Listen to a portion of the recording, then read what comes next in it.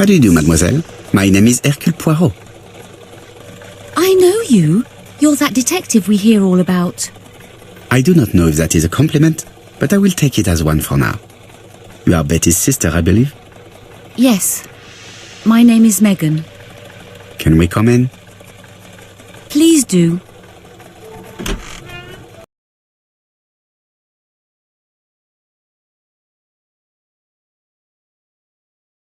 My parents are at the police station. I doubt they'll be up to speaking to you later. Do not worry, we will not bother them. Did you know your sister's plans for yesterday evening? No. I arrived by train this morning. My parents called me in a panic when they discovered that Betty had disappeared. She went out last night, but she didn't tell them where she was going. What was your last conversation about? Her new dress. She wanted a pair of black stockings to go with it. Mother brought her a pair. The very day it happened. She was crying. And to think that Betty never even wore them. Oh, Mummy.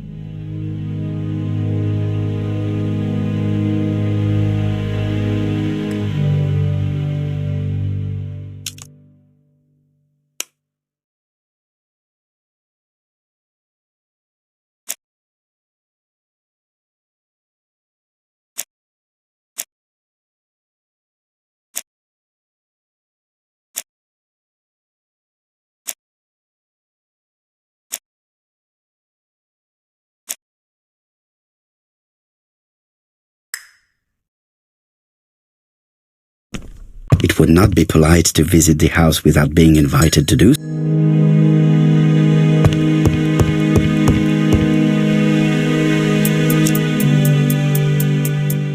What is she feeling at the moment?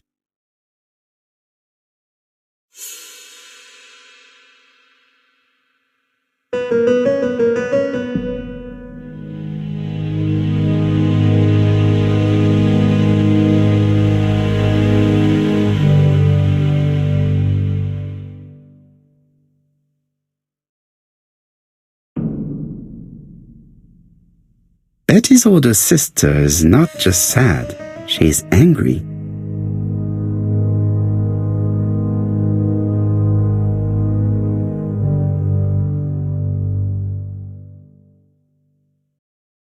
Did Betty go out often? My sister wasn't a child, sir. She used to go out. She enjoyed films, dancing. She was a very good girl who didn't hang around with men. That's what they always say, no?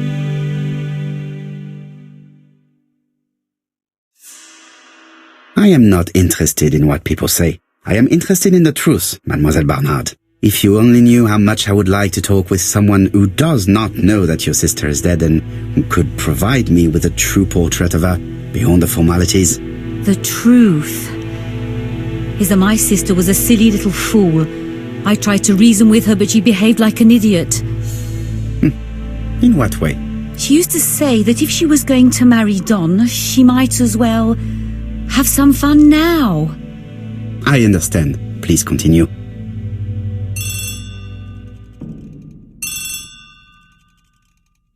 Oh, excuse me, I have to answer that. But of course. Betty's room is opposite the stairs on the first floor. Feel free to take a look if you think it might be useful.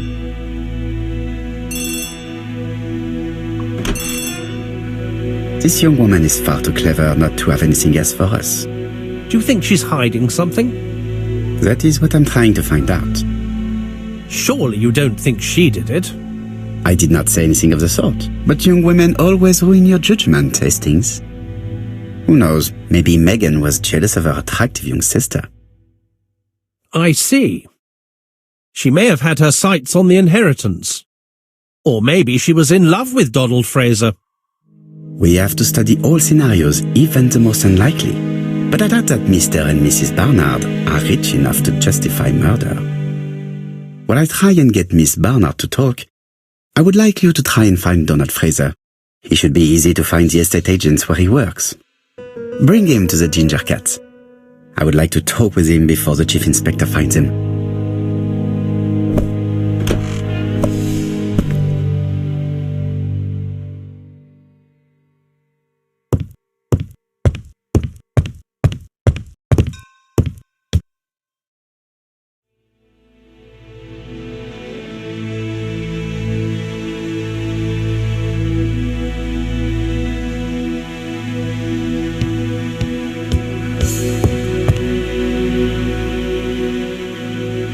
Barnard appeared to make music a priority in their budget.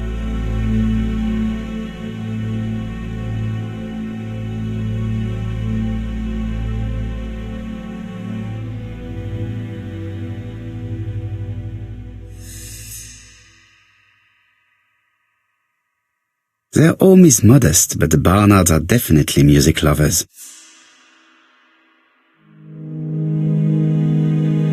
This gramophone is magnificent. It is a one-off, without a doubt.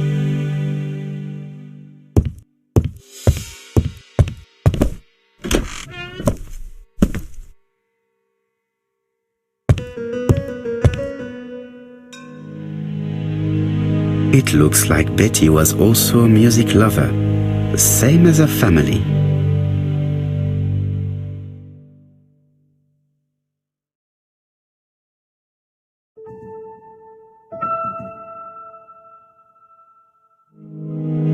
Without a doubt, Betty used to sing.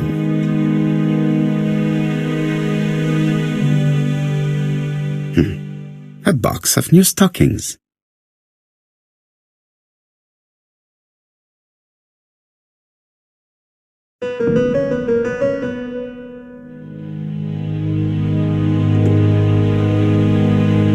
It looks like Betty has a very busy life.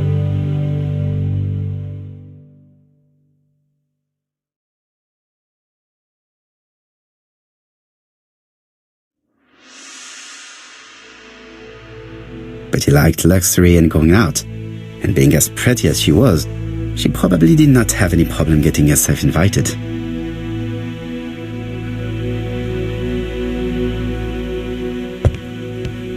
Looking at all the clothes she took out, Betty must have had a problem deciding what to wear.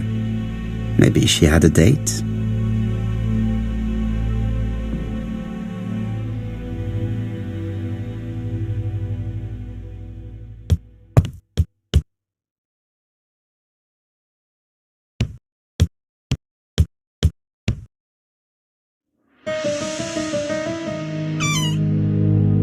This small key should be useful to me. I've finished with this subject.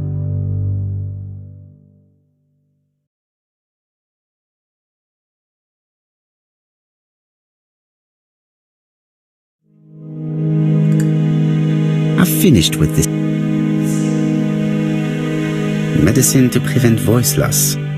Did Betty have problems with her voice?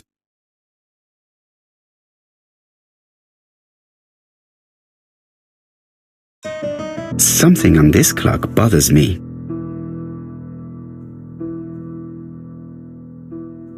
This wooden panel is blocked. I can't open it. This leg is not well attached.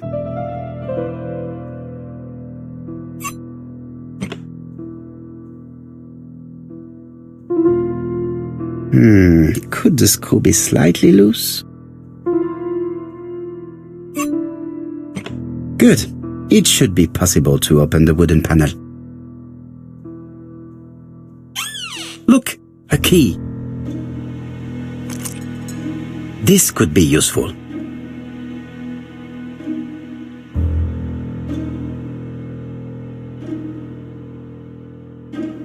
This wooden panel is blocked. I can't open it.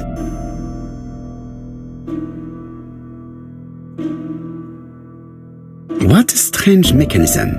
I don't think it serves to turn the hands.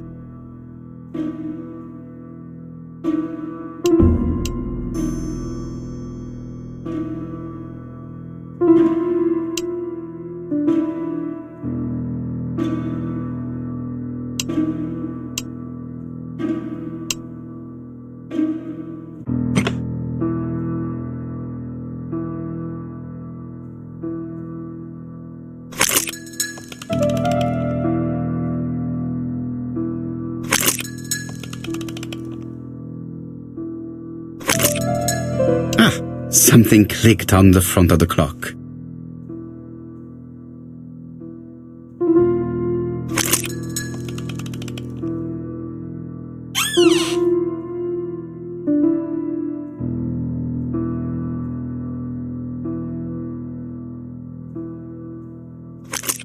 This could be useful.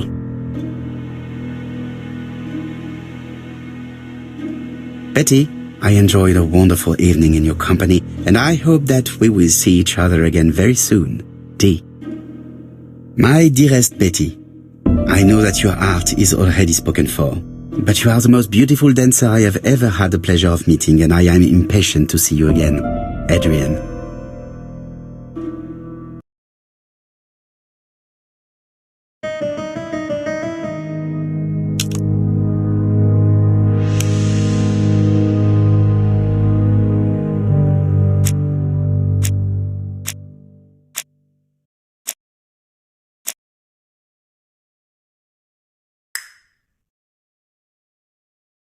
A record sleeve with an handwritten title.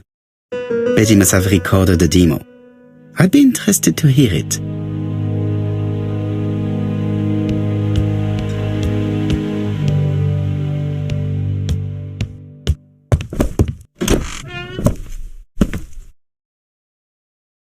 It is not the right time.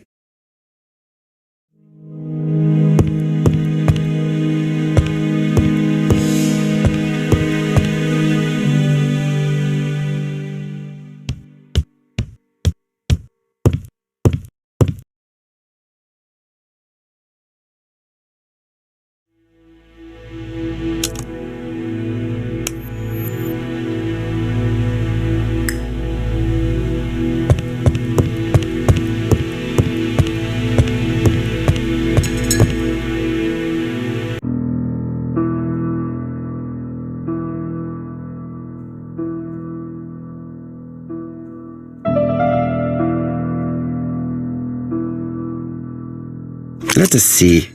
What is this cupboard hiding?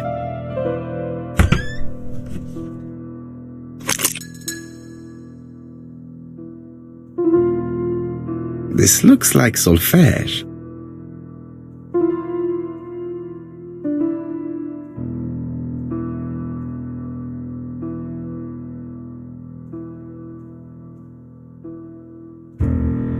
That doesn't work. I must have forgotten a step.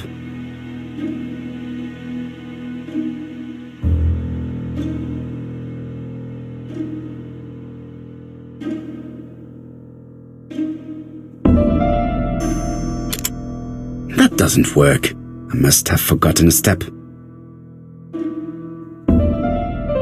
That doesn't work. I must have...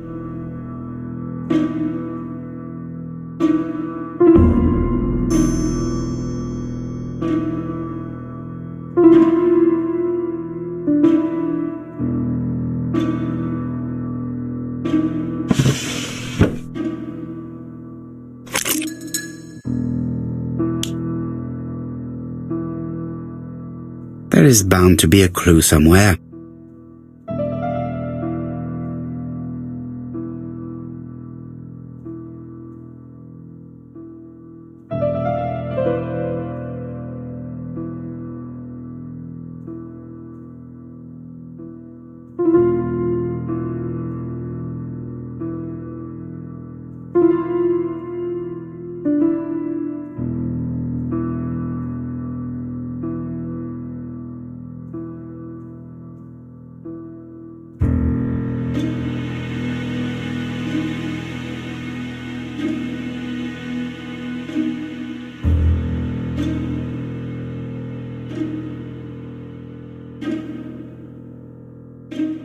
There is bound to be a clue somewhere.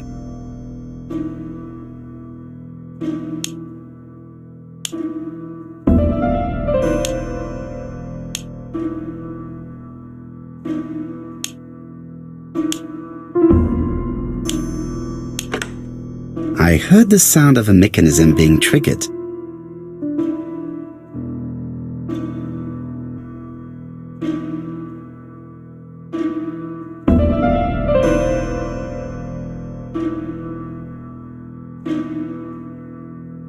It looks like something goes in here.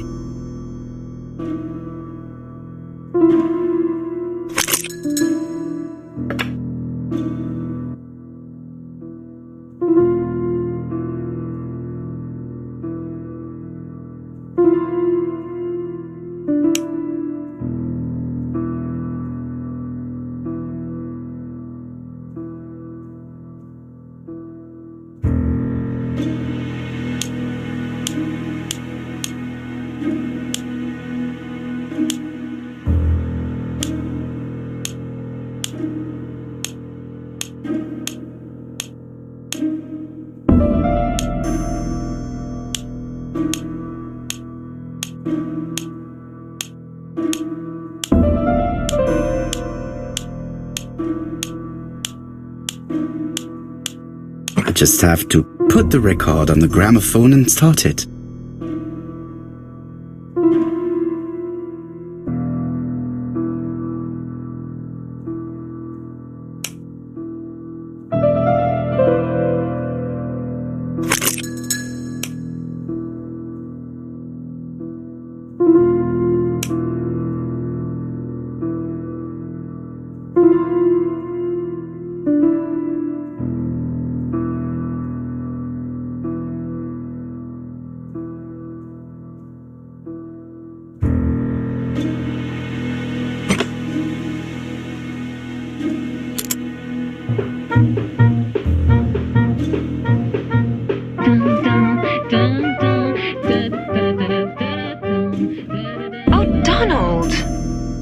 Of recording. Sorry, Betty, but it's not wise. The doctor said you should rest your voice.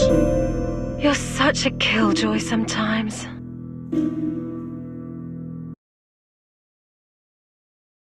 Betty was such a good singer.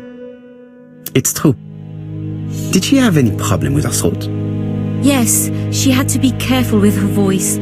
Of course, she didn't follow the doctor's advice. If Don didn't insist, she... Well, it's too late for all that now.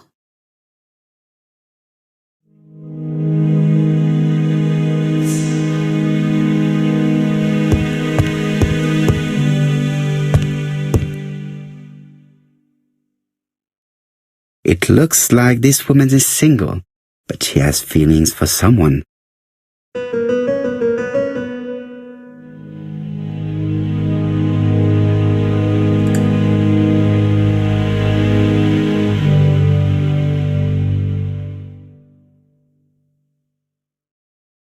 She is looking so intensely at this photo. But is it really a sister that she's studying in this manner?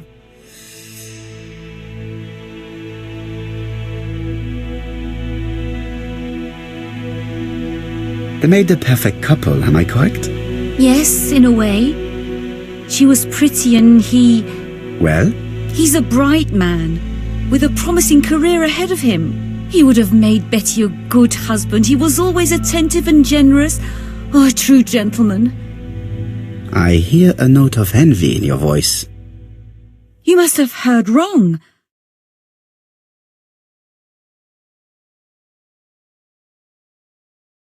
Donald appeared to be very much in love with your sister. Yes, he was mad about her. Mad, you say?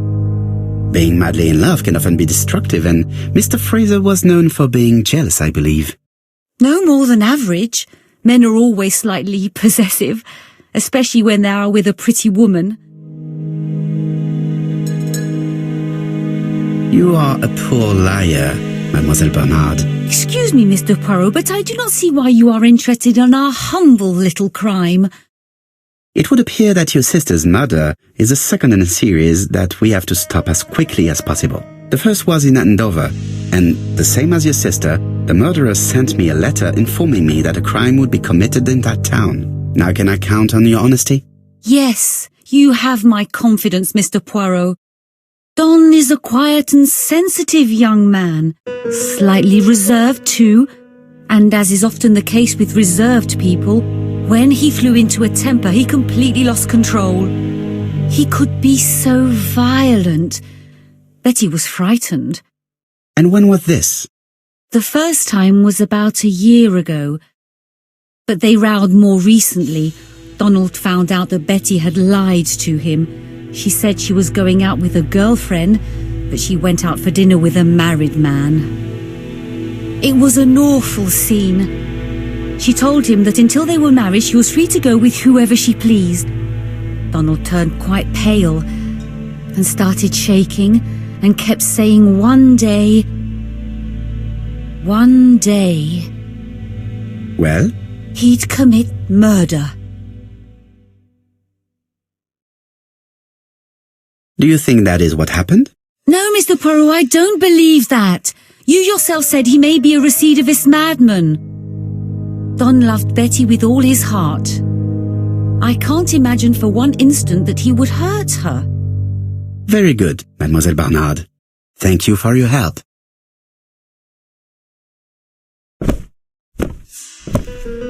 Fraser is at the Ginger Cat. The police haven't spoken to him, but they want to. Très bien, Hastings. Let's see him now. Au revoir, mademoiselle. My deepest condolences to your parents. Of course, Mr. Poirot. And don't be too hard on Don. He's more fragile than he looks. If you say so. Let us now try and get our brain cells to work.